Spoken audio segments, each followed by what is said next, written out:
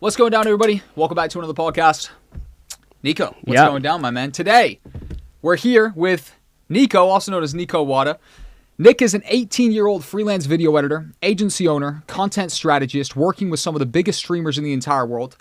In just 6 short months, Nicko has gone from making nothing, literally zero, legit nothing, to making over $7,000 a month, working with some of the biggest names in the industry, such as Clicks, Jinxie, a new sign, Chica. Yep, that's right. And he's now pioneering a new model for freelance video editors, where he's actually going and negotiating rev share. That completely revolutionizes the ceiling of his earning potential. All of a sudden, there isn't that much of a ceiling.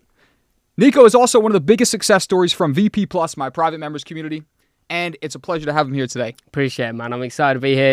Unfortunately, last time, I didn't manage to make it, but we're here now. We're here now. Talk about it. But yeah, no, I'm excited, man. It's crazy how this all started, literally. I remember watching a random video at like 3 a.m. with one of my mates from the States, and it was I was like, fuck it, I'll just join this because I'm like, I need a way to I'm not doing this right, because I did freelancing before for I think majority, 5 months before, just kind of winging it, doing whatever.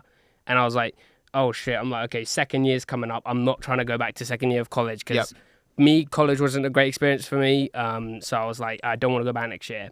So that was my goal this summer. And I was like, boom. VP, I was like, okay, this makes so much sense. I'm reading all about it. I saw the video. I don't know what video it was. I probably wouldn't be able to find it. It'd be way back. And then I was like, boom, I'll just join. And then one thing led to another, and then now we're here, It's insane. My life's literally changed. It's nuts. It's crazy, bro. And how old? You're 18 years old. Yeah, just 18, yeah. Absolutely insane.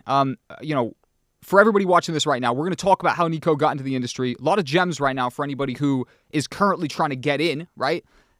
Based on the simple fact that Nicko has not just come in, but he's excelled and he's built a full-time career. You were going to go back to college, right, this year. You were going to go back. You didn't go back to school. Yeah. You've dropped out of school now to be a full-time freelance video editor. 100%. Yeah, exactly. Basically. Absolutely insane. For sure. I just want to say one thing, obviously, because I know a lot of people can kind of, get the wrong opinion about school. School is definitely for people. I just want to say that because I don't want people to come across and be like, oh, he's hating for school. He's hating about school. To be honest, a lot of people should probably stay in school if you don't necessarily have a direct vision. I knew that's one thing I think about freelancing. If you want to I'm gonna drop out of school, you probably shouldn't unless you know what you want to do, right? That's one thing I already knew 100% from year 10. Yes. So I knew for a while that I wanted to do this. So I was like, okay, yeah, now I'm in the position, I'm gonna drop out. It made sense.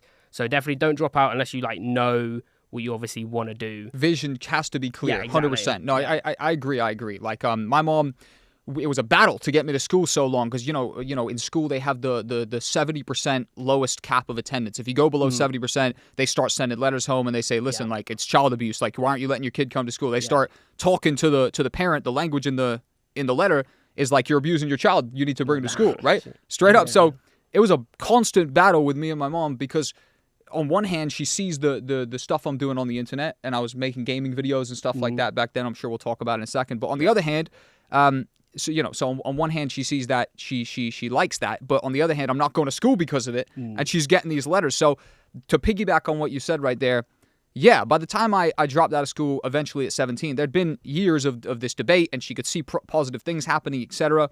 And there was a direction for me. There was a vision for where we were going. So 100%, if you don't have a plan, if you don't have any also some proof to show that you're not delusional and the plan is going to work, right? Probably, don't burn your bridges at the end of the day. But at the end of the day, also, I dropped out of school. I'm doing fantastic. You dropped out of school. Yeah. It certainly is a path that a lot of people take. Now, we can move past that. Maybe we'll circle back to it. I want to first find out a little bit about your origin story. Obviously, I know a little bit about it, but I want to give a framing for the people watching as to how come you've gone on to have some pretty rapid success. And I think this will give us some insight. So how did you get into the industry, right? Initially, what was your initial introduction into the content creation space? Oh, if we're going that far back, okay. Yes. So it was 2016. I think it was October 16th, almost. I remember it to the date. I had one of those window tablets. It wasn't even an iPad. It was one of those flip ones that had the little keyboard on the bottom, and I would stack it upon boxes and on random headphones, all that stuff, and record me doing Minecraft minigame let's plays.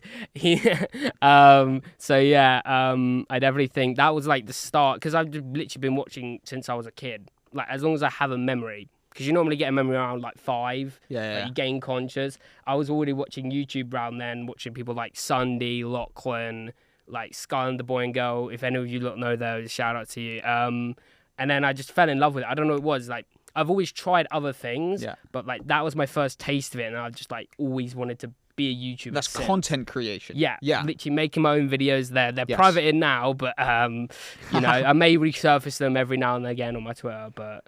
that was my first taste. I just loved being on the camera. And like, how old were you then?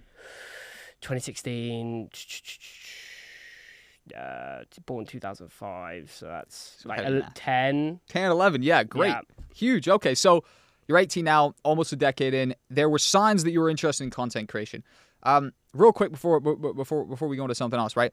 I would say, how much do you think that prepared you for the success you're having now? Because you are managing, you're not just a video editor. Oh, let's send it to Nicko, let's get him to edit. You're actually helping the streamers you're working with on content strategy. We'll move on to the equity share, revenue share deals you're negotiating shortly, because I really think for anybody watching right now, that's mega value. The fact that at 18, he has the foresight to remove the ceiling, right? There's a ceiling in this podcast studio right now. His earning potential doesn't have a ceiling. All of a sudden, you got revenue share of a multi-million subscriber YouTuber. Your opportunities certainly increase. How much did that kind of prepare you? Interesting. I think obviously it did a lot, because I feel like if anyone random, like a random person my age, were to put in the position I was, they would kind of like shit the bed a bit. All right, we're allowed to swear, right? Of course, bro. It's encouraged. Yeah, so we were allowed to. They would shit the bed. I think because I definitely did the first couple times editing, but less so because of the previous like making content. I had my little streaming era in like 2021, kind of post lockdown, but like UK had like another lockdown, so it was kind of like, oh, we're back in lockdown. I started streaming, had good success with that. I think I got up to like 300 average viewers on Twitch on a game that had never been streamed on Twitch. So that in itself was insane. The TikTok, the YouTube, all that. It definitely prepared me, because it's like all I've known. Like I've tried other things growing up. I've tried basketball to a high level. I've tried acting, dancing, singing, everything, right? But I've always gone back to playing video games and content creation. So I think my whole life has been that. So it was kind of natural to get into this space, and it felt a lot easier than someone who literally didn't know anything, right? Yeah. Makes sense. Oh no, it make perfect sense, and like that's kind of the Jack Cole effect to a certain extent as well, because I learned how to edit videos because I wanted to be a YouTuber as well. It was different guys that I was tapped into back in the day. It was Hutch, it was C-Nanners, it was like the first guys. Syndicate, even he was a little... Syndicate, you know Syndicate, of course. Yeah. Do you know Hutch? Do you know C-Nanners? Nah. Yeah, bro. Nah. If you want to talk about gaming royalty, anybody who's watching right now, that's gaming royalty right there. That's YouTube gaming royalty. So a very similar come up. By the time I'm 16, I have the GTA 5 channel. GTA comes out. I blow up doing the GTA 5 trolling videos. I'm messing with people on GTA. Get bored of sitting in the house doing gaming videos. Go start TQ9 production company. Start filming music videos, clubs, and then that took me into freelancing. But I had the start of I learned editing because I wanted to make YouTube videos. I got good at editing because I played video games and I made funtages, right? Which is just like a little mini movie basically, like crazy edits. Very interesting, right? If you had to, so talk about some YouTubers you've landed, because I think one thing people might be confused about, how do video games relate to editing? The niche you're in is the gaming industry, and you have two of the biggest streamers in the world, Clicks and Jinxie, as your clients, who are two of the biggest gaming streamers. Correct? How did you land those clients first? Okay, so the Clicks one, I'll say the Clicks one because it kind of, the Jinxie one follows the same principles. I was legit. This is why I always say, this is like kind of one of my little secrets, is I always thought, because I had edited for some people in the past that I just didn't watch their content at all, and it was like the complete, you can get more opposite to what I am as a person, and I hated it. And I was like, I'm not obviously the biggest fan of like, I don't like sitting down like 8 hours and just grinding, but you gotta get it done. So I'm like, okay, why don't I edit for the people that I already watch, right? And the things I already do. I already play Fortnite. I grew up on Fortnite, it came out when I was like 12. It was my thing, right? So I was like, okay, who do I already watch? I'm like, Clicks. Clicks is the number one guy in Fortnite. He's been for the past couple years. So I was like, okay. And then a couple days went past and I was like, just watching YouTube, right? And then I got recommended a Clicks React video. I was like, oh, he has a React channel. And then I clicked on it. It was the first video. It was posted like 3 hours ago. I was like, this has like no editing on it at all. And obviously, if you guys are looking for that kind of thing, I got very lucky. It had like almost no editing on it at all. So I was like, okay, I'm going to take this, make it better, and then boom. And then one thing led to another. I posted it on Twitter, did the before and after thing. Didn't know it was like a method or anything. That's just like what made sense to me in my head. Compare, like show how much better I made it. It's intuitive, yeah. Yeah, exactly. And then that obviously, I followed up on his manager's email. I sent it to his manager, and then I got a response, and then he added me on Discord, and boom, boom, boom. And then that's how I landed clicks. And then with Jinxie, it was literally a copy and repeat. I was like, I'd never watched, I'm not really a big Twitch guy, right? I think the last time I watched someone on Twitch was like, obviously maybe Ninja in 2018 for Fortnite, right? Everyone did, who didn't? Yeah. And then I found myself watching this streamer a week in a row, like tens of hours of just watching him in like 1 week. I'm like, I've never done this. Why I like this guy so much? I'm like, bro, I want to edit for him. So I edited a short, because obviously his main thing, Jinxie, is insanely viral on TikTok. Most of his audience obviously came from TikTok and blowing clips up. So I was like, boom, let me make a short. I made it, sent it to his manager. Same thing happened. It was literally a copy and paste method of what I did with clicks. I was like, you know what, maybe this will work, because I'd love to edit for Jinxie.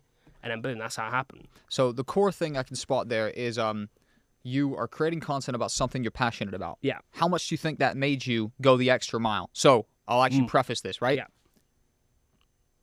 People will say, yo, Jack, Nicko, I shouldn't have to do all that work up front, right? There's got to be another way, right? Like, I shouldn't have to go up front and do that. What if they don't respond? Be wasting my time.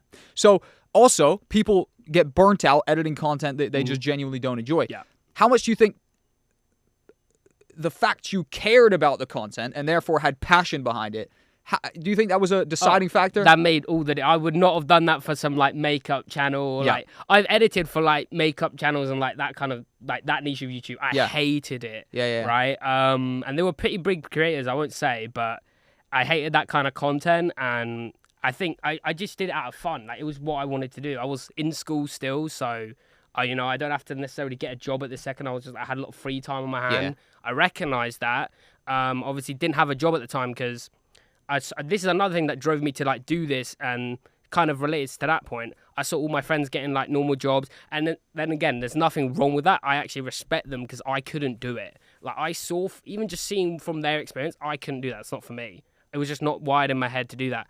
And then on top of actually like being passionate about them, it made all the difference. You wouldn't see me do that for like a freelance, like a finance niche channel. You wouldn't see me do put like 3 hours into a 30-second edit. Yeah, huge. Just for clicks. I was like micro picking every second, because I was so passionate. I was like, bro, what if like I made this so good they actually see it? It was so good that he reacted to it live on stream, right? Yeah, live on stream. I didn't even know that. I was at the gym and I got a follow from clicks. I'm like, what the fuck is this? Like, no way he saw it. I checked the tweet. It's at like 100 likes. I'm like, what the... bro. Crazy. Okay, so if you had to sit down with someone, for example, maybe they're in VP Plus, you talk to loads of people you've even hired from VP Plus, Nico's hired in VP Plus, but also maybe they're not, right? And they want to go about replicating your success. How do you describe to do it? Do you say, oh, we need to find something that you're passionate about? Is that a core part of your advice? Maybe it's not. Talk about it. Okay. Yeah, I definitely think passion is something I've always wanted to do. It's like one of those things, I don't know if it can be taught or not. Editing, obviously, the freelance game, there's obviously different things. There's copywriting, there's all those other areas. Like, video editing is definitely something that takes more time, I would say. It's time consuming. Just time consuming from literally just editing alone. It's not really a money hustle. No. You've got money hustle. So people come like, yo, I've tried drop shipping. I've tried crypto. Now it's time for video editing. It's like, well... They're very different. Because I've tried copywriting. That wasn't for me. Video editing, I would say, to replicate anything that I've done, you've got to be passionate. Because if you're not, you obviously will burn out. I've burnt out at things that I was somewhat passionate about. Like streaming, I was never like a... the reason why I burnt out is because I was never really into streaming. I just enjoyed streaming the game that I was playing so much. Once I ran out of the games, I stopped streaming. Because I was repeating the games. Obviously, it's a dead game, so there's only a certain amount of time you can stream it, so then I stopped streaming. Yeah. Same thing with this. If you don't enjoy it, you're going to find very quickly yourself, I've got a video that's going to take like 8 hours to edit during like 2 days. Like, I can't be asked this long. You will get like that very quickly. So definitely passion. I think it's a personal trait. You just got to like be tough-skinned. You just got to like thick through it, even if you don't like it. Something that's helped that with me is the gym.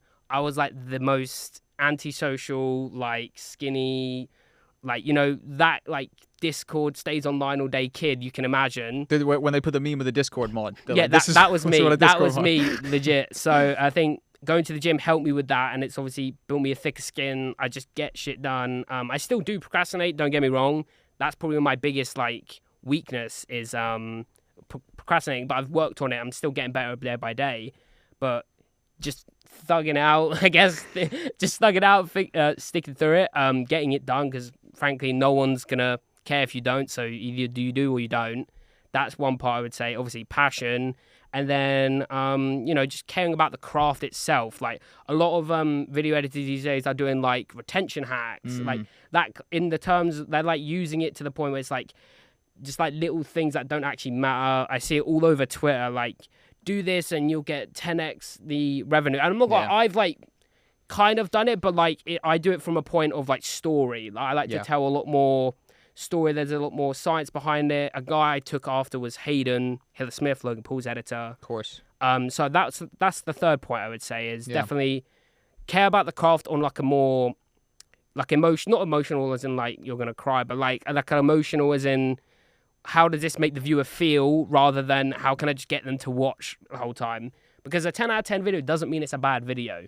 It just means majority of people didn't like it, but some people thought it was a 1 out of 10 video. On YouTube, you mean? Like exactly. Okay, cool. Yeah, so just for people who don't understand, like a 10 out of 10 means out of the last 10 videos, it's the worst video. Even if you get a bad video, doesn't mean it's a bad video in terms of like, you know, obviously the retention gurus might say, oh, it's a bad video, blah, blah, blah. But it's actually a good video, caring about the story, sound design, the emotion that everything causes the viewer to feel is something I would definitely prioritize, and something that I do. So caring about the craft, it was being passionate about it, and just thugging it through, just getting through it. I think those are the three things that I'm still trying to work at, but those are the three things I hold myself to these days. So by thugging it out, you have days where even though you're super passionate, even though you're working with the biggest dudes in the space, even though you're making bank for your age, I wasn't making what you're, you know, what you're making at your age. So you're doing fantastic. Even you have days that you have to thug out. 100%. Boom. Well, there you go. Because I mean, people there's an old friend I had, and you know, don't keep that much in contact with anymore. He's having some tough times. Now he got obsessed with passion. He said I shouldn't have to do anything that I'm not 100% passionate about. And like turned out, you know, working a job or getting income wasn't something he was that passionate about. He's now stopped paying rent at his flat, moved back in with his parents. He's my age. He's 25, so that's not an ideal situation to be in when you're 25. So to a certain extent, what I'd like to point out there is this is still a grind, right? Like it's just because you're in a favorable position, it's not as though like the work is that much easier, right? It's still work. 100%. And I thought like one thing that actually kind of gets me back to that place when I'm like, oh, what am I doing? One thing I will always think back to, because it is a grind, like I thought it was going to be like, mate, I'm editing for clicks, like this is insane. And I'll go back to that point in a second. It's still a grind, like it's long, it's days I don't want to do it, but then I go back to that point, I'm like, I'm editing for clicks. I say it in a different way, like, I'm editing for the guy I was watching 4 hours a day when I was 12. My 12-year-old self would do 16-hour days, no problem, you know? So I go back to that thought. It kind of does both points. It makes me think, oh yeah, this is a lot harder than I thought, but I'm also doing it for them. So it's like, okay, let me just lock in. This is like my dream. Let's go for it. Like, you know, so it services both sides, the good and the bad. It's like, yeah, it's a lot harder than I thought, but I am also editing for them. Then I'm like, okay, yeah, let's just lock in and get this done. You're properly motivated. You know how to position yourself exactly. Like when I uploaded a YouTube video every single day for 365 days. I didn't want to do it 157 days, maybe even probably more, right? Of course, you still turn up, you still do it because there has to be a bigger vision, something larger that you're working towards. And for you found that position, that positioning. For me, I found that positioning as well. So we've talked about your success. What are the biggest mistakes? Because you see a lot of video editors now. A lot of them hit you up. Nicko, what's up? Do you have a job for me? Yo, Nicko, can I borrow 15 quid? You know what I mean? Like, they hit you up all the time. So what are the biggest mistakes the beginners are making that maybe haven't given them the chance that you've potentially had? What are some mistakes the beginners make in this game? I think one of the main things is people care too much about their like portfolio. Not in the sense that it's not okay to have one. I mean, I have one. I think I like kind of copied like one you had previously, but I made it in like a day. I made it in like a day. A lot of people care too much about the wrong things. One of them is being a portfolio. Yeah, get it nice, get it sorted, get some testimonials on there. I don't even have testimonials on mine, so I'm saying that I don't even have them on mine. But definitely just get it all in the right place so you can just like send to people, because that's another thing. I'll go on to the second point now. When you message someone like, "Hey, I'm a video editor," like that's all, some people generally just message me that. I'm like, "Well, what do you want me to say?" Yeah. And then I just close the conversation until I'm like, okay, cool, you're a video editor. Like, there's nothing provoking you to go a layer deeper. Yeah. It's not like, yeah, and go the extra mile. That's my third one. I would say is something that people don't do. This is something they don't do and they should do. A lot of people just like kind of like they just say, hey, I'm a video editor. Boom. Okay, cool. Next one. But then I'll kind of say what you should do now for that. Someone, I think it was. I don't know who it was. I think it's someone, Jalen, my VA, who I found in VP Plus. We were on a call, and he sounded like, I don't know, I just got like the right vibe. I don't know, it's something you can tell. What energy you give off tells a lot about the person. Sounded like a hustler. He sounded like a hustler. He was like, okay, he sounds like me. I'm like, oh shit, okay, this guy could be good. Even though he didn't know much about like Notion, that okay, like he told me everything he knew. I was just playing, I think I was playing Fortnite on the time he called me. I was like, okay, yeah, pick up this guy. And he's chatting to me all about these things about like, okay, I would be able to like help you with keeping track of like, you know, invoices, keeping track of calls, getting calls set up, doing all those nitty things, which I actually hate doing. So I was like, oh, this sounds perfect. Yep. And he was willing to do it he's worked with me for a month for free now, free of charge. He's like, I was like, you sure you don't want, he's like, no, I want to do it for free. I'm like, okay, bless, this guy reminds me of myself, what I was doing at the beginning of editing. And then, you know, now we're working with each other, and I'm going to put him on a monthly rate. So I spotted two things, not to interject, but I want to provide the most value to the people listening. He showed initiative up front. Yeah, right? initiative, yeah. You went out of your way because you saw an opportunity, and you got some of the biggest streamers in the world who pull... How many viewers does Clicks pull? 400,000, 100,000? I think Jinxie now, he's going to... Stupid views. 70K on Twitch. That's what I mean. For Twitch to hold 70,000 live like viewers... the number one streamer, It is actually next level, right? But you recognize that opportunity. You went above and beyond. You landed them. You showed initiative. Jalen wanted to land you, right? And he went above and beyond to land you. He's tried to prove value up front.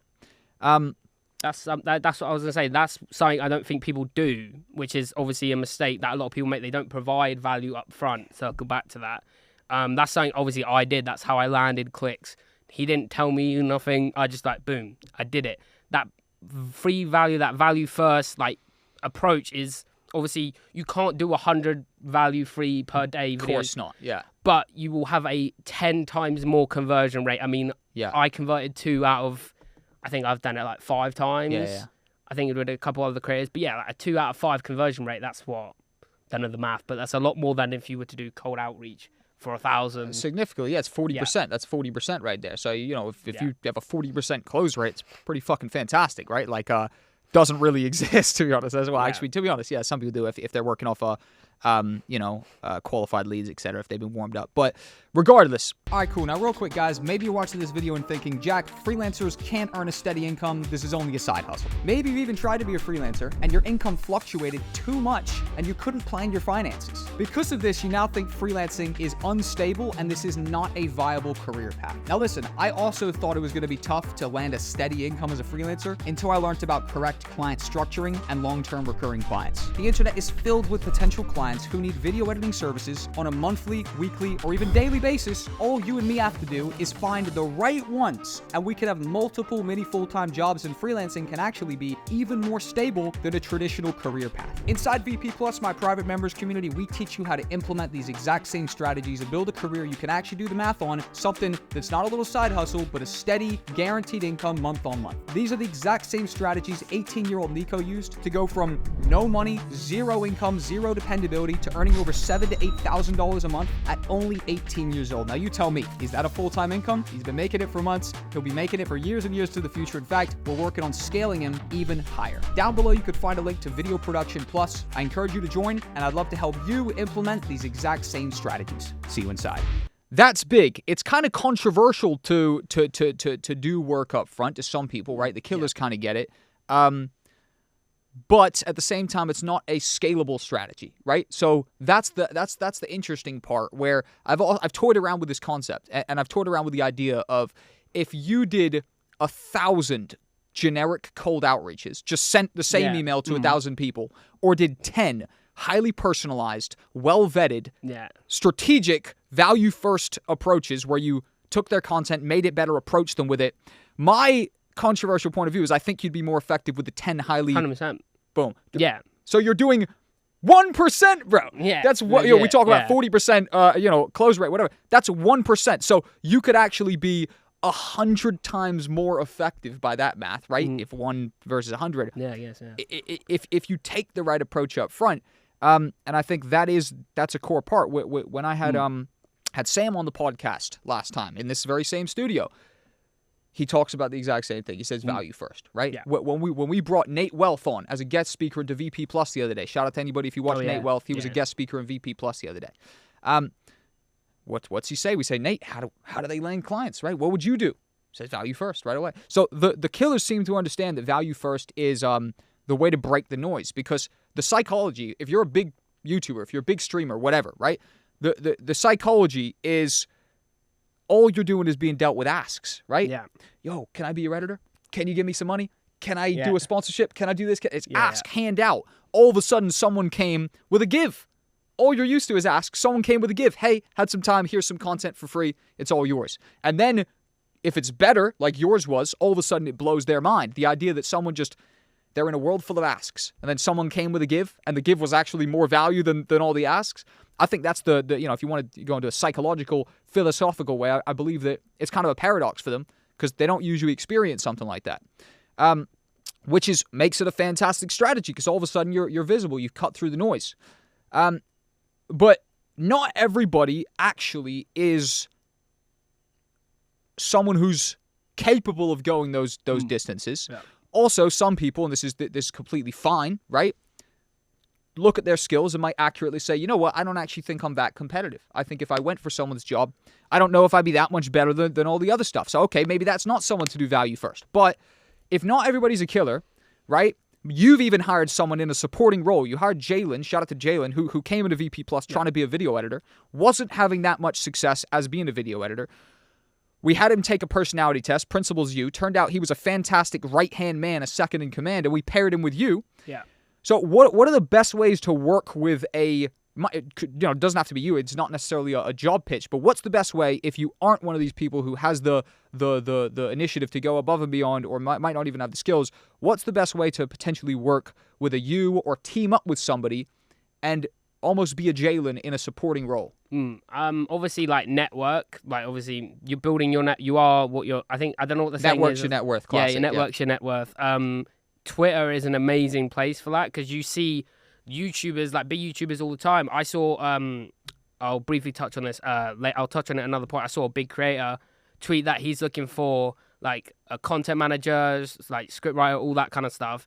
I reached out to him obviously because now I own like a team, like an agency. So I reached out to him for that. But seeing those tweets, like I see them all the time on my timeline. So being active, being responsive, offering that value first to those people. And you can do that a lot. Yeah. Be like, I'm willing to do this for free. And they're all over the place. Twitter is definitely the place to go if you're looking to be like more of a supportive, like a VA, doing the data, all that kind of stuff, and not really upfront, like being the top boss editor kind of thing. Yeah. That's something I would say, because I mean, I posted a tweet saying looking for someone to like who's like a master in Notion. I found this guy called Trey, legend.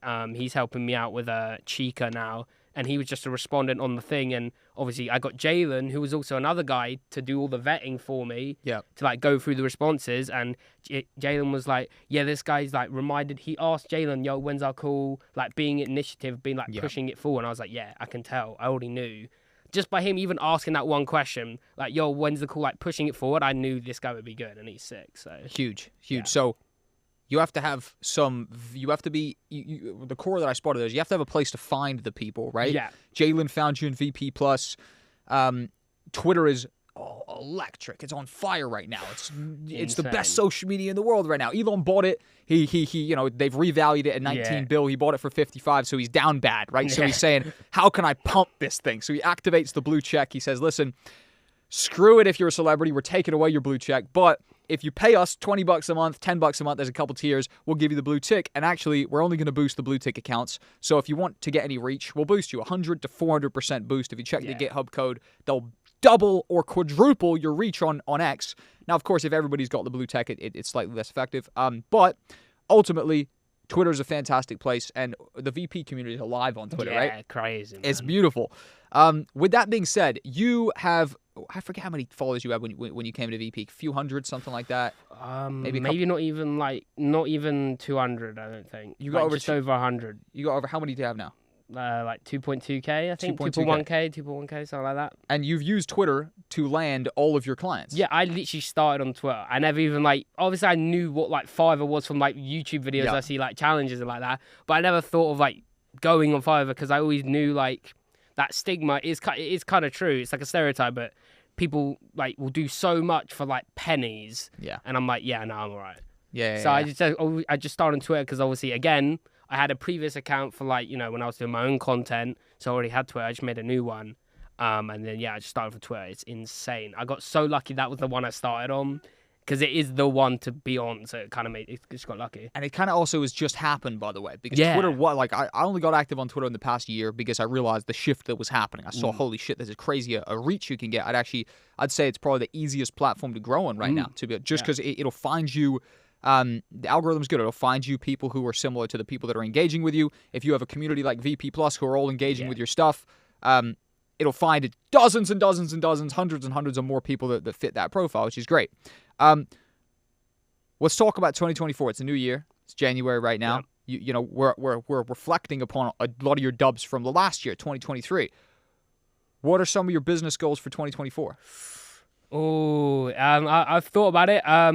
To get to 10k a month is obviously a staple. That's GBP, right? Yeah. Because you're already in US dollar value. You're already sitting on about seven, something like that. Yeah. I don't know what that would be in US, but so £10,000 a month. I just say dollars, but £10,000 a month I think would be obviously it's a goal. To make a 100,000 profit. Obviously, that's you do the math, that kind of works out just a nice number. I thought, okay, let's do this.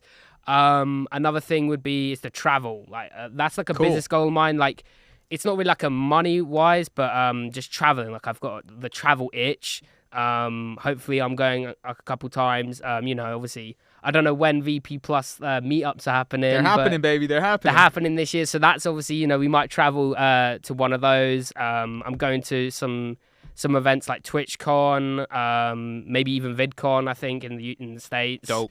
Just to kind of get out, and because I've been very locked in, so I need to be able to work and just get out at the same time, because that balance is obviously still working while I'm going away. These aren't just I'm fucking off doing nothing while I'm out there. I'm still working out every day. Yeah. But just getting out there, that's one of my big ones. Traveling, hitting 100 kilos on bench press, it's mega. That's a big goal of mine. Any lifters out there, that. Also just locking in the two potentially 3 clients and being with them for X amount of time, building it up, obviously building that money up, building that big percentage up, and just crushing content goals with them and just solidifying the team. That's the main one, because obviously with Chica we're very fresh, we're still new into it, we're still figuring things out, and we're kind of rewiring things. So I'm excited to see where I'm 8 months down the road with them. Hopefully we're crushing it like crazy, pulling insane numbers and bringing it back to kind of when she was super popping back in OG Fortnite. Because that's Chica Fortnite, the new person you've landed. Yeah. She's I think she's the most followed female Fortnite streamer, because she was huge. Obviously, anyone who popped off back in the day is huge now. Maybe someone like Valkyrie, but she doesn't do Fortnite anymore. The current biggest Fortnite streamer, just staying consistent with them and maybe getting 1-2 more clients and just locking in with them and crushing all goals with them. Obviously, I would be able to set subscriber goals once I know I've got all the clients and that kind of thing. Dope, dude. I love it. Yeah. So some revenue stuff, some team building goals. I want to talk about we said we were going to do it, so I want to take this back, because this is going to be mega valuable for people, I think. Is how your deals have evolved. You came on to work with Clicks, correct me if I'm wrong, at just a price per video, right? Yeah, $200 a video, yeah. Great. And then you even proved more value and then renegotiated your rate to 300. 300. So a 50% price increase. Now, you didn't stop there. You've now on your new deal where you've just landed. We're talking about Chica Fortnite, the biggest female, Twitch streamer in the world for Fortnite. Insane, huge. You did something different. You actually negotiated revenue share. Yeah. A percentage split from the revenue she's generating across multiple different social channels. So you negotiated a split from her YouTube channel, a split from her TikTok, a split from her, and then you even said, we're going to go build you a new YouTube channel. We'll go 50-50 on that one as well, right? So tell me about negotiating revenue share. Where did you get the idea to do this? And just how did these higher tier, better deals, more offer development, how did you enter that at such a young age? Okay. I'll start with this. The Chica wasn't the first time I did this. I've had a couple fails. Jalen knows one of them. I had another fail before. It all started basically because the way I was doing my agency before, it was just like, it was so bad. I was doing it all by myself. I was so new to it. I remember telling you I'm getting all these people messaging me what do I do? Because the clicks that I'm not even kidding, I got 6 or 7 messages that day. Within hours of that clicks post, and I was like, okay, I can't edit all these, but I don't want to say no to any of them. So I'm like, what do I do? Okay, agency. Jack kind of helped me with that, but I did it the wrong way. I just did it all by myself. I did it on a Discord, and I didn't have it scalable. That's one thing I learned, is to make sure it's scale proof so you can scale it. Huge. That's a big point. So yeah, it started by that, and I was like, okay, this is not the move. Just video editing, offering that is not the move, because then they work with other people as well, and then it kind of there's an extra layer of communication that doesn't need to be there. And I was like, okay, let's just scratch this. And I was like, yeah, I need a VA. That's when I got Jalen. Okay, now let's work. And I was like, okay, let's start approaching these creators. Fun fact, Lacey, Clicks' best friend, messaged me. And then I was like, okay. He was like, I wanted someone to do content. We did a video for him. We did a video and a thumbnail for him. I was like, okay. So we'd done a video and a thumbnail for him. This is the first time doing it. I was like, oh, this is interesting. We did this much more for him. I was like, boom. I offered him, I sent him a message. I was like, are you looking for someone to fully do your whole kind of channel? Because he's still fresh. He had 30,000 subscribers at the time. Obviously things didn't work out. I presented him an offer to do everything from thumbnails to video editing to content ideation, all of that. I think my offer was very different. I think it was I did a flat rate mix with a rev, but instantly I was like, what if I can get a rev split of this, and tank it at the start and then build up for the future? Obviously things didn't work out. He went with someone else, and that's obviously completely fine. He's doing really well for himself now. Got shut down once, and then again I tried with this other guy called Icy. He was up and coming YouTuber. He got 100K, blew off of shorts, and obviously I noticed that with a lot of channels that do that, they need a lot of guidance, because short form is more popping than it's ever been. Huge. If you can master short form, you can blow up on every single social media platform. So I was like, okay, he needs a bit of guidance, because it's all over the place. It's doing some weird Fortnite clips. And then again, I was like, okay, now we've got this idea, this model of I'm going to him with an offer for everything. And across that time of doing the first guy, I gathered a thumbnail guy. Across that, I'd gathered someone to do the Notion, the data, someone to do content ideation. I kind of built a team as I was getting denied, but it gave me, in fact, it kind of worked out because it gave me time. Training as well. You had basically first-hand training to say, okay, you're acting as though the deal's going through. So it's who do I need? Well, you've got some editors on the side, or you've got your VA, Jalen, who's organizing a lot of the stuff. So you were getting trained. Yeah, basically. Exactly. And it kind of helped me build up over time. Obviously, I got denied again. That was more his personal life and things that were going on at the time. He was moving and stuff like that. So it just didn't work out with the price, because obviously he wasn't the biggest creator in the world.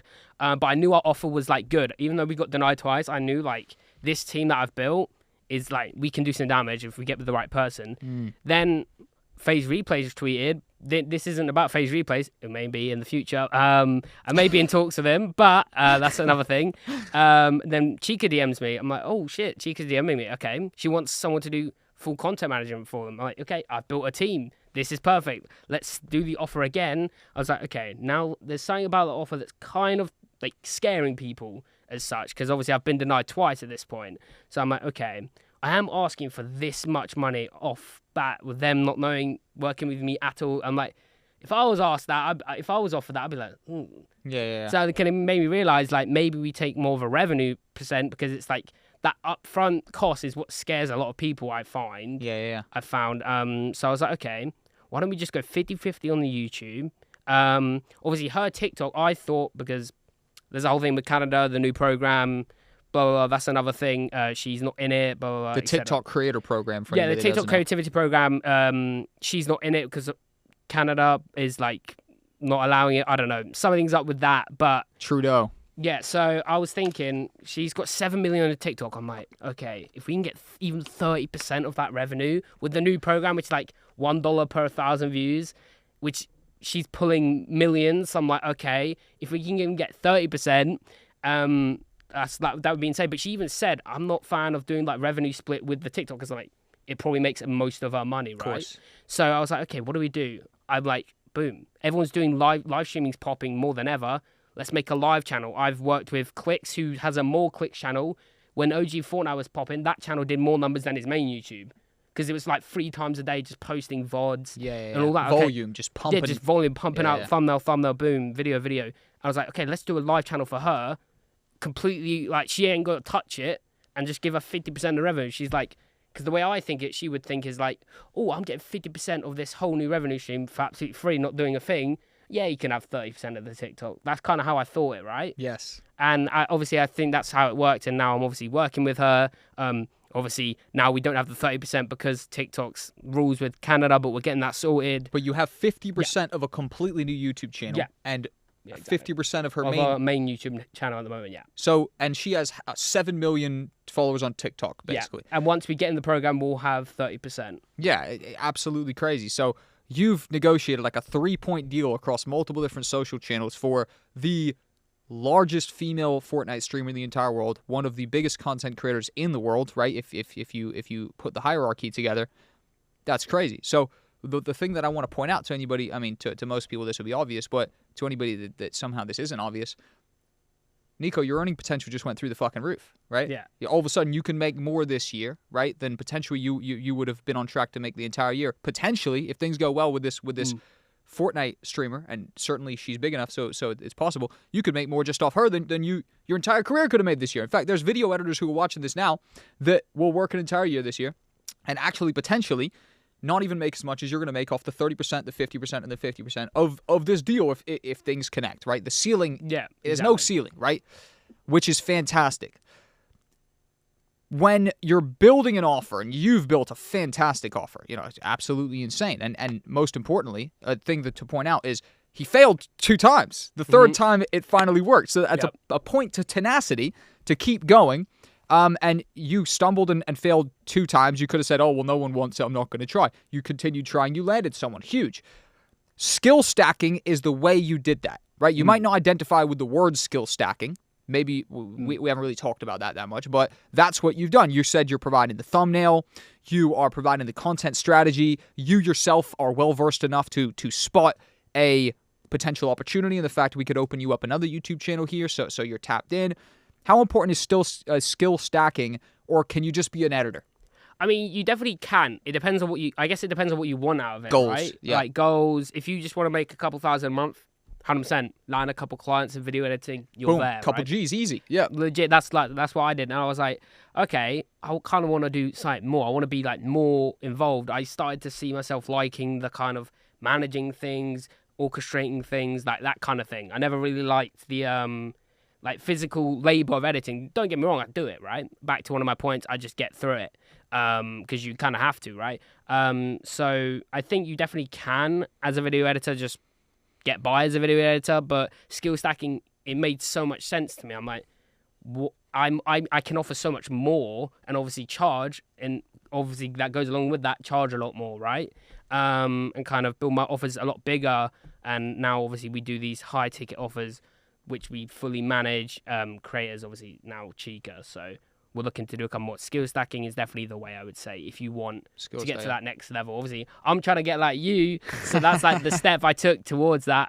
But yeah, for sure. You're crushing it, bro. You're absolutely crushing it, bro. I was not doing what you were doing at 18 years old. In fact, at 18 years old, I was still coming off the back of my crazy party days. In fact, I was trying to figure my life out at 18 years old. I was popping when I was 16 doing the gaming stuff. shooting some music videos, went too crazy with the party stuff, and ultimately I was like, you know what, shit, I was killing it when I was 16. Now I'm 18, I'm a fucking bum, and I had to get my life back together and built up the freelance career, everything like that. So you, to me, are dominating at your age, bro.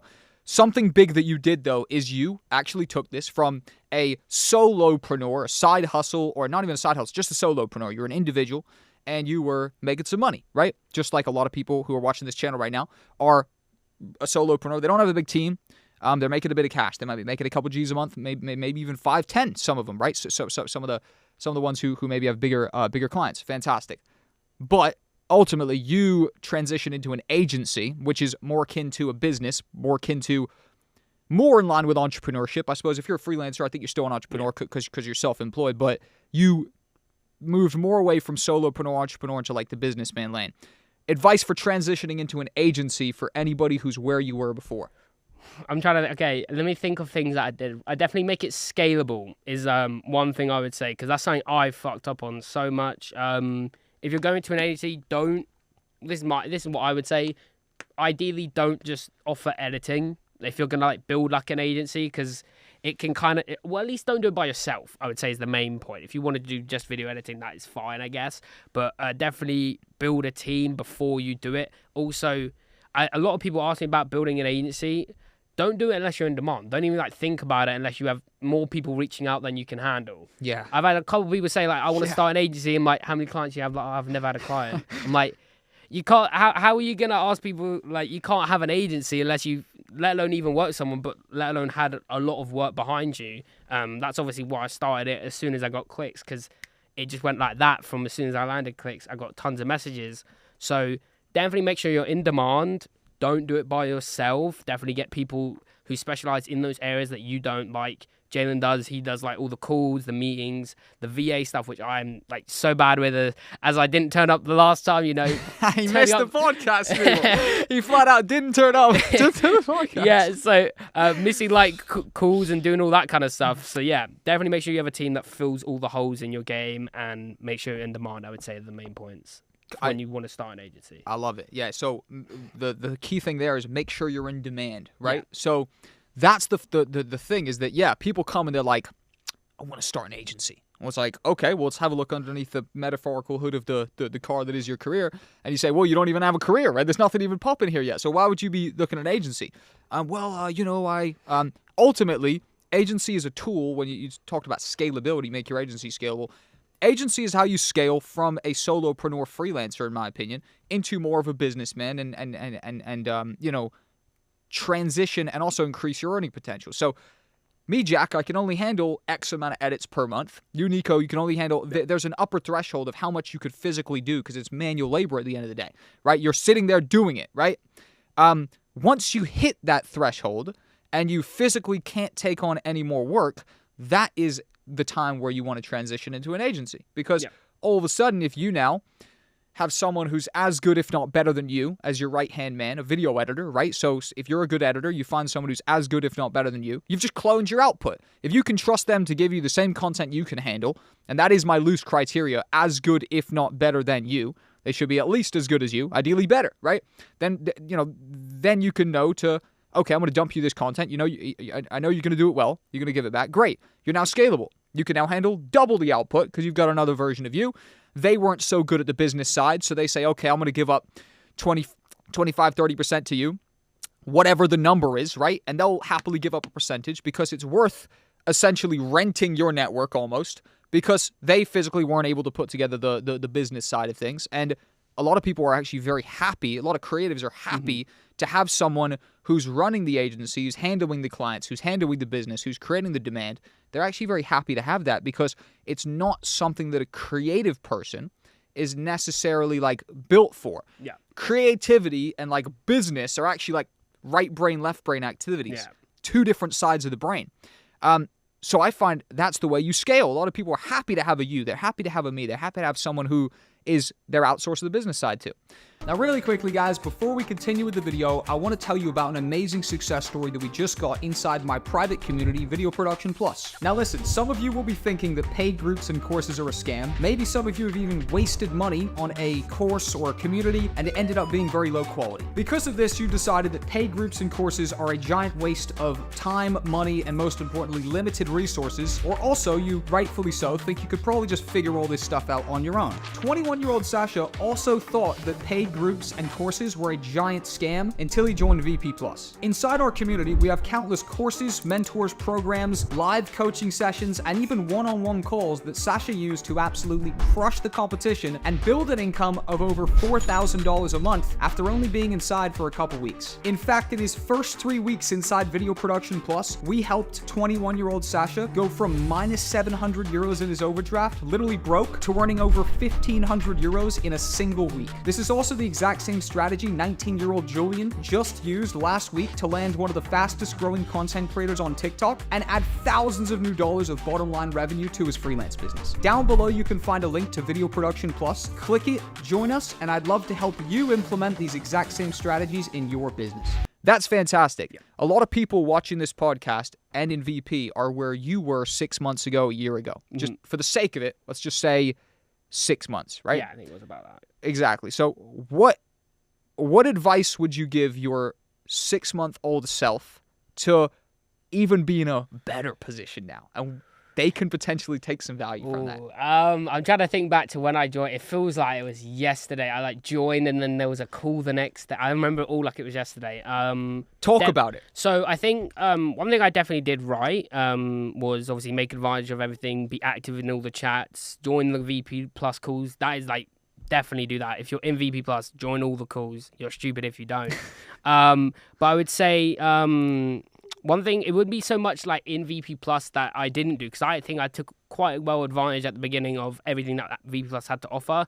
But me personally, definitely procrastination, being cocky. Like when you get your first client, if you just got your first client, you're starting out, humble yourself, like nip yourself in the butt, be like, okay, yeah, there's still so much to do, because it can get to your head and it can like kind of, you get comfortable. I definitely got comfortable very quickly when I joined VP Plus. When I landed clicks, I was like, oh, I'm chilling, you know, because they literally, I think I landed clicks like 2 weeks after I joined, so it was very like, they were at the same time. So I'm going to speak about when I landed clicks as when I started, because that's kind of true. I would definitely say, don't be so like cocky, humble yourself, and obviously talk with a lot of people, because you'll be surprised. There's a lot of people in VP Plus. I remember when I was doing like an NBA documentary video, I didn't know how to do this effect. I messaged someone in the chat. They were like, oh yeah, sweet, do 3D rooms like this. I was like, oh shit, this is insane. And then they helped me out, and then I found a video, and then boom, I got it sorted. So one thing I would say that people like who were in my position 6 months ago, and to myself, I would say is definitely ask more. I definitely did, but I think I definitely could have asked more. I was kind of solo wolfing it a bit too much. So definitely ask, because there's a lot of people that know more than you. Like obviously, that's back to the point about getting the ego, getting cocky. Is you start to think once you land a client, oh, I know a little bit. Yeah. Because that's when people ask me like, oh, you know all this. I'm like, nah, bro, I know nothing. Don't know shit. Yeah. Because like, bro, I don't think I do. Like now, obviously, like compared to myself to people like Jack, obviously I don't compare myself, but like, you know, I aspire, right?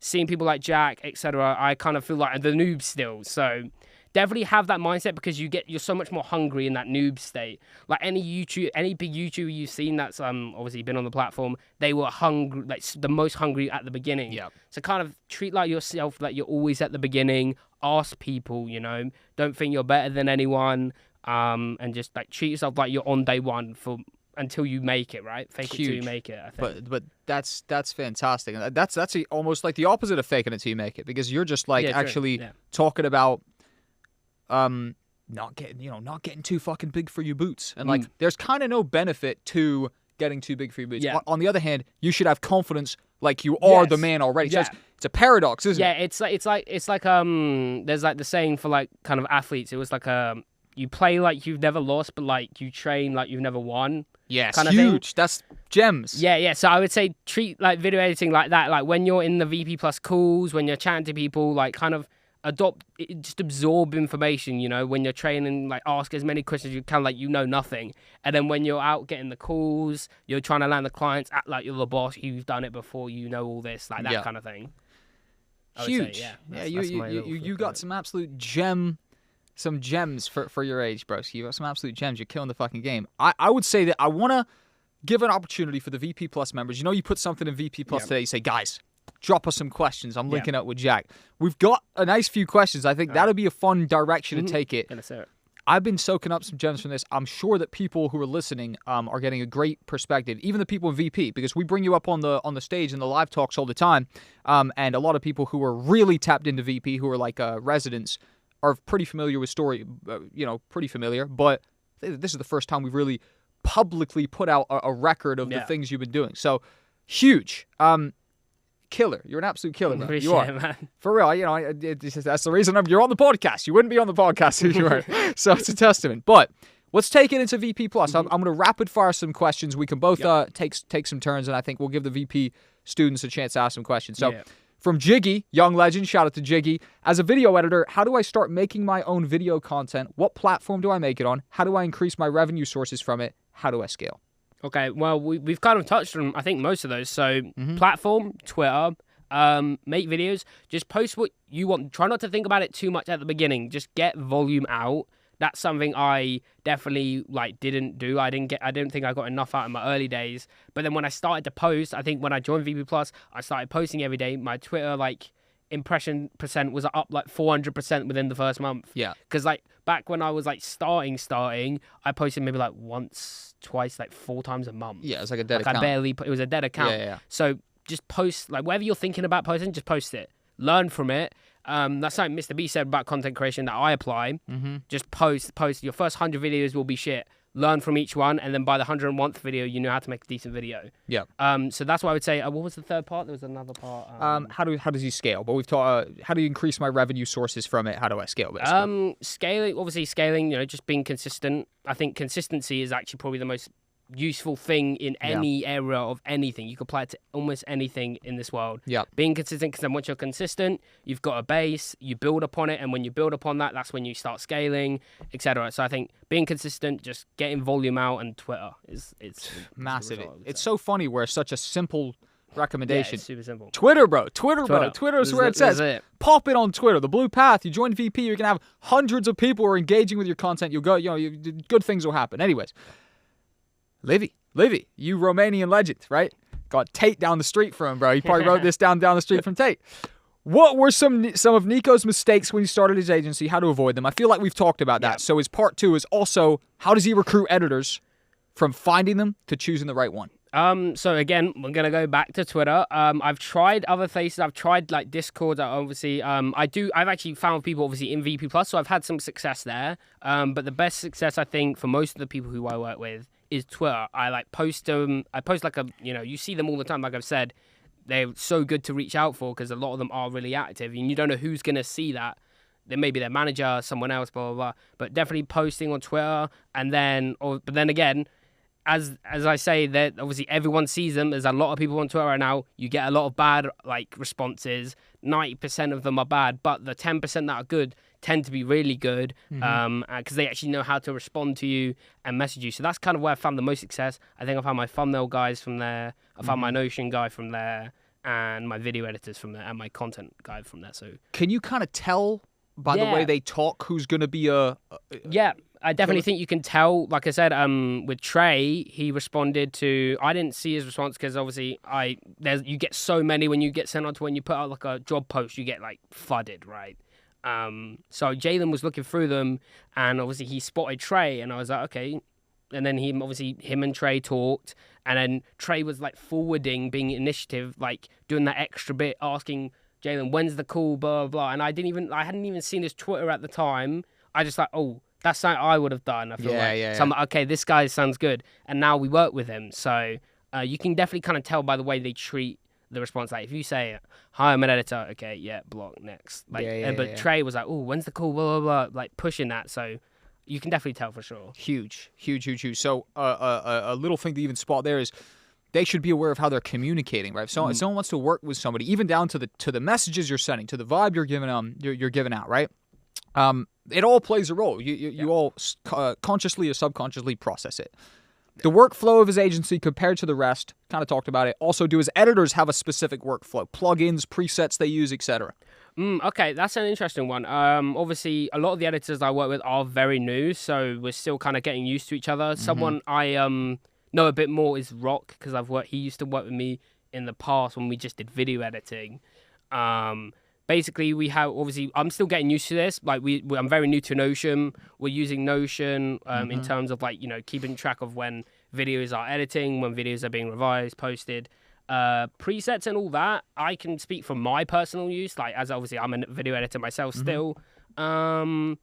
Presets definitely are a lifesaver, I will say that. There's no point of reinventing the wheel. Use what people have already put out there for you to use. Yes. Shortcuts is something I wish I'd got on so much earlier. I still don't know many. I'm still trying to find like shortcuts. Like even like something as small as this, right, in terms of a preset, like pressing, I think it's like D to zoom in on the timeline, saves you so much time from going down, clicking the time thing, scrolling. Stuff like that will save you hours and days over the longer period of time. Over a year, if you extrapolated that micro 30, the 10-second versus the instant, it's more time. And then you add more and more. So definitely get your presets. Presets, I recommend. I can give you a little gem. This is a free one that I use, so I don't spend money on this one. It's called Premiere Composer Mr. Horse, I think. It has like a couple of like basic effects, like a zoom in, a zoom out, a shake. I just use those in a lot of my clicks videos. You guys can recognize that if you go watch it.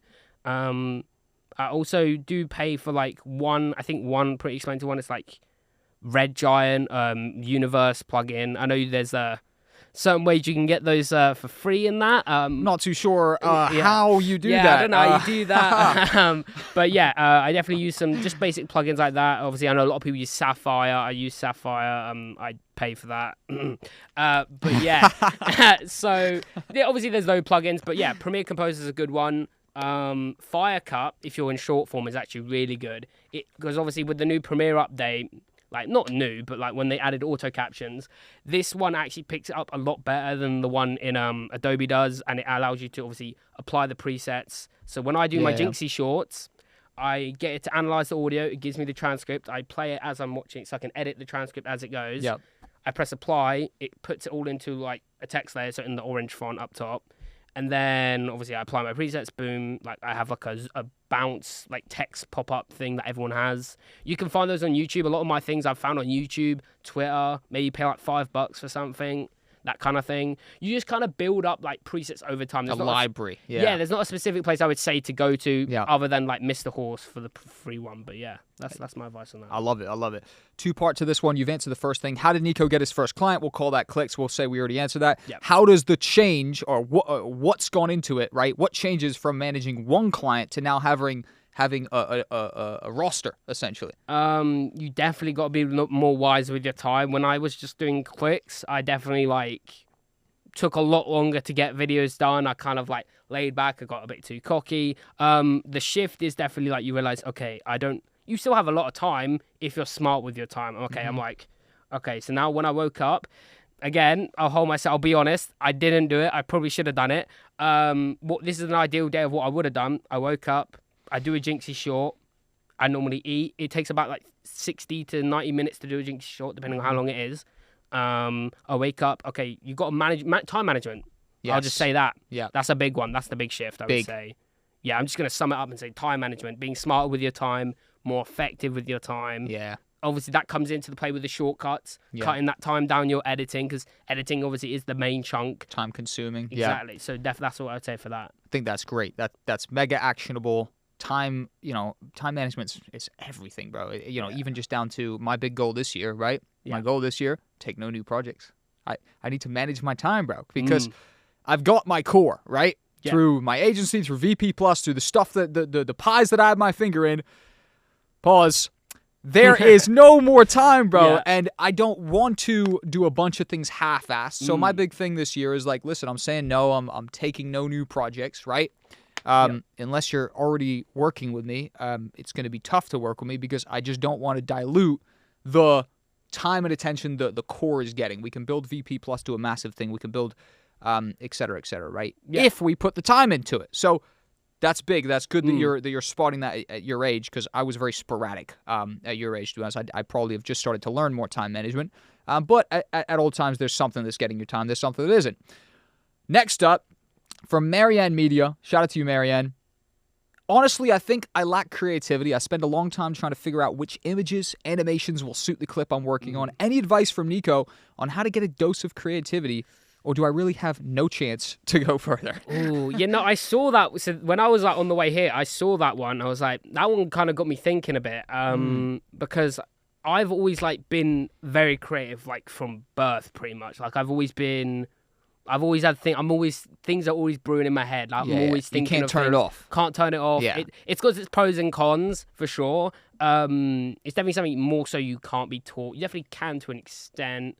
Maybe learn it, but learn it. But I think it generally is one of those things where, like the personality test, like Jalen said, like you said, Jalen had trouble with video editing, which is a creative thing to do. It's like you've got to piece these things together: the sound design, the pacing, the B-roll, A-roll, all that. So it's a lot of, if you're not creative, it's probably not the best thing to like be the main top dog editor. Yes. Not to say you couldn't do editing. There's probably clients that you could probably do. If you're struggling like that hard, I would say definitely something that helped me is like planning your videos before. That's something I learned in Hayden's bootcamp, which helped me with like video editing in general. I did it like years ago. I think like a year and a bit ago. Like actually planning, like getting post-it notes, like breaking it down into 3 acts, like the video. Yeah. So like we had like a Logan Paul vlog to do, and we broke it down into like intro, where he would go to the dealership, and then B, where he would buy the car, and then C, when he would give it to the person. Yeah. That kind of thing. Mapping it out like that, the edit went like that. Because you like, okay, you're like, what? You don't have to think, because obviously you're still putting in the time, but the actual time you're editing gets cut in half. Not the time you spend doesn't, but the time you're editing gets cut in half because you already have it laid out. You're like, okay, boom, I need this. And I use this with my clicks reacts when I do like effects. There was one time when Click said something about like a reboot card, and Lacey was like laughing at him or something.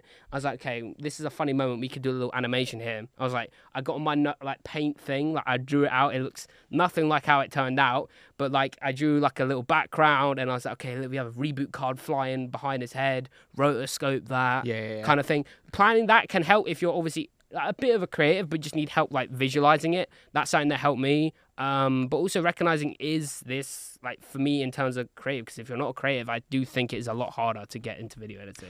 I completely agree. Like, I people don't know this. I draw and I paint. Right? It's not. I don't have that much time for it. Back to time management. But when I was young, right? Like I actually was homeschooled for the first 8 years of my life. I didn't go into school till I was 8 years old. I don't really talk about that. My mom homeschooled me and my brother in Miami, Florida, where I was born. And I don't know what her reasoning was. We haven't talked that much about the reasoning. I think she just liked the idea of not just sending us off to someone else, because she didn't work at the time. My dad worked. He paid he was the man of the house, so to speak, whatever. My mom stayed at home and took care of me and my brother. And I that's where I got creative, right? I would just really paint all day, right? And to be honest, it's actually a miracle my IQ hasn't really taken that much of a hit. I don't think I'm the smartest guy in the world, but I'm certainly not the dumbest. I didn't go to school for the first 8 years. It actually didn't hit me too hard. But one thing I did gain from it was I gained the creative element, right? When I was like 6, I won second place in Miami-Dade County Art Fair. Still eats me up that bitch-ass motherfucker took first off of me. Ultimately, I say that to say this. I was involved in creative stuff, and then I got into video editing because I wanted to express myself creatively. I wanted to make my videos. I wanted to, obviously I'm fucking 10 years old. I can't pay someone to do it, so there wasn't really a freelance culture like that back then. So I just had to learn editing to be able to tell my story and create the content I wanted to create. Yeah. And I do think that if you're watching this podcast, you have to be somewhat of a creative person, probably, right? So we can assume that they are, but ways to kind of harness that. He talks about creativity and potentially inspiration. You're editing content that you're inspired by, right? Yeah. Or that at least you're highly interested in, which for sure makes it easier. 10 times. So huge. Yep. Final question for the young legend, LM, Lyrics Machine. How to get a higher closing rate through calls, e.g. critical points? I guess it depends on like what your outreach is. Like doing the value first is probably one of, if not the best way to get a higher closing rate. Yeah, because they're warmed up. Like you said, it's like shocks what they're used to seeing. Like they're used to asking. If you give, they're gonna like first of all open the door, and once your foot's in, then you can go all the way and close the client. Yeah. So I definitely, value first is definitely the way to increase that for sure. Value first. Another thing, higher closing rate through calls. I'll say this through my agency experience, coming with a pitch deck, that's kind of tailor fitted for them, and some kind of like, we just use Canva in my agency for ours, but it looks pretty. We can screen share and we can have their name on it. Here's the offer. Boom, boom, boom, boom, boom. That's been good because they can see something tangible. You're not just pulling stuff out of your head. Oh, it's going to be 5K. There's kind of a rhyme and a reason. And also presenting packages, right, is a good way to push them into the middle one. You'll present a package. One of them's a little bit higher priced. One of them's a little bit lower priced. You say, listen, you could go for the higher one. It's a bit too much. Or you could go for the lower one. It's not enough deliverables, not enough content. And then you can kind of usually sandwich and kind of frame that middle one to be favorable. Not to say you make a bad high ticket offer and low ticket, but you just kind of make the deliverables the most favorable in the middle. So that's a good way you can increase your closing. Just make it more of a presentation. But I will say this, time can get wasted on putting those presentations together. So it's great. I've definitely had that, we had a Discord set up for both of those clients. Yep. Like I did everything prior just because I was like confident, and obviously I spent hours, probably maybe totaled up to a couple days wasted on those. Obviously, nothing bad against them, but on those clients that didn't work out, because I just knew so much that like what we have here is worth it. So if you're prepared, if you're confident, definitely take the value first approach to increase your closing rates, I would say. Yeah, 100%. Boom. Nicko, it was an absolute pleasure to have you on the podcast, my man. That went like nothing. Yeah, dude, for real. Went absolutely fast. I think drop some more questions in the comments, people. We might have to do a follow-up. We might have to do a V2. Your career is just at the start. You're 6 months in. So we could check in on you in another 6 months. You'd be working with who knows who, right? Yeah, I don't know. So I think definitely, you're invited back whenever you want, my man. You're obviously a top dog in VP+. And, it's been a pleasure to have you on the pod and everything, bro. It's been awesome. It's been awesome, man. Absolute beast. Awesome. Please, shout out your socials. Where can they find you? You can find me, Nickowada, on anything. Obviously, my main social is Twitter at the moment. I do plan to return on, my own personal fitness journey. If any of you are interested in that, on TikTok, road to 100 kg bench, as I mentioned. We're coming for that. But yeah, Nickowada on everything, especially Twitter. That's it. Huge. I love it. Awesome. Absolute fucking pleasure, my man. Appreciate it, man.